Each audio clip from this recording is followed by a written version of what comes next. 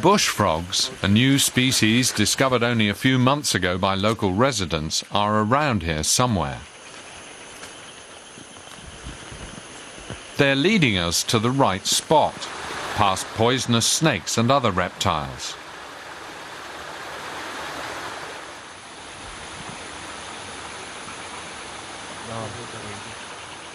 The frogs were found near this tree.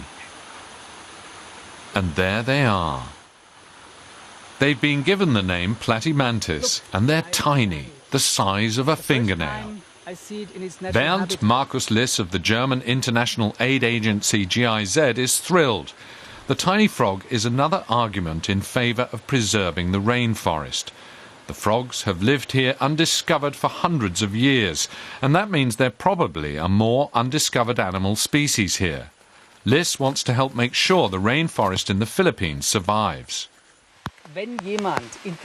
When people have an interest in the forest, and that means above all an economic interest, then they'll preserve the forest and use it sustainably. What we see here in much of the Philippines is that the forest is accessible to everyone. People are forced to go to the forest to try to make a living somehow.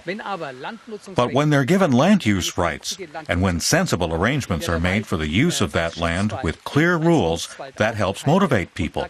After all, later the forest will be theirs to use. These residents of Sitio were assigned an area near the village.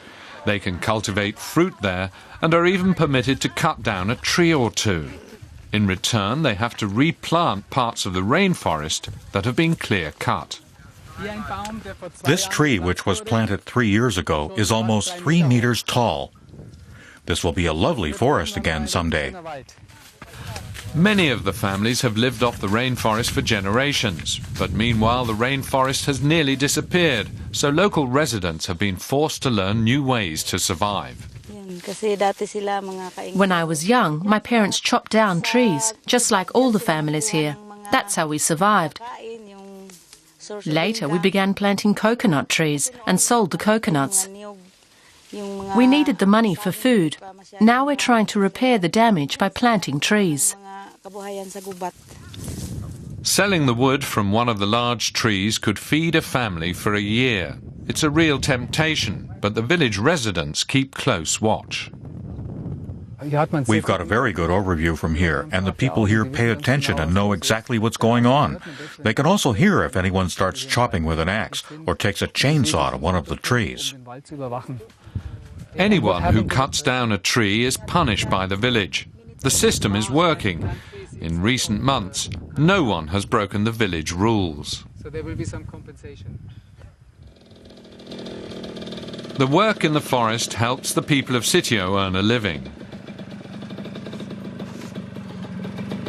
Elena Gallo earns some money planting trees. It's enough to make a real difference for her family. Recently, they were able to buy a small rice field. And they now have a television as well.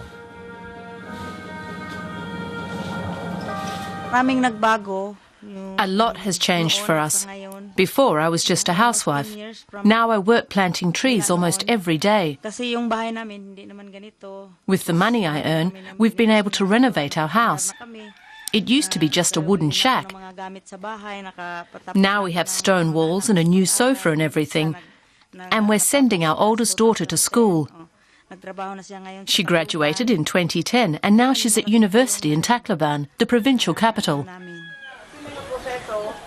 2 hours north in San Juan, Bernd Markus Liss is here to introduce the Rainforest Project. He explains that changing the way to use the forest and following the laws could bring them many advantages. But convincing the locals to change their approach to the rainforest is hard work. We're allowed to use the forest. We pay taxes. Liss explains that they actually need a permit, but many are driven by poverty to make illegal use of the rainforest. The people in San Juan sell coconuts they've grown. The nuts are first roasted and then sold to factories that turn them into coconut oil.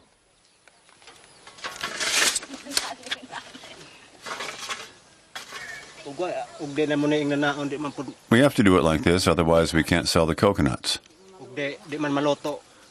We need the money we earn this way to buy food.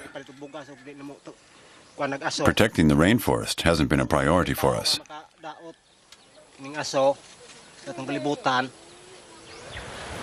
The illegal coconut plantations are behind the houses. Coconut trees as far as the eye can see. The locals also used to grow cassava here, but the plants were wiped out by disease caused by higher temperatures. Another casualty of climate change. We have just one cassava plant. Before it was an entire field, but the plants all died a year ago. Time for lunch. Like most days, it's just a simple porridge. There's not enough money to buy rice.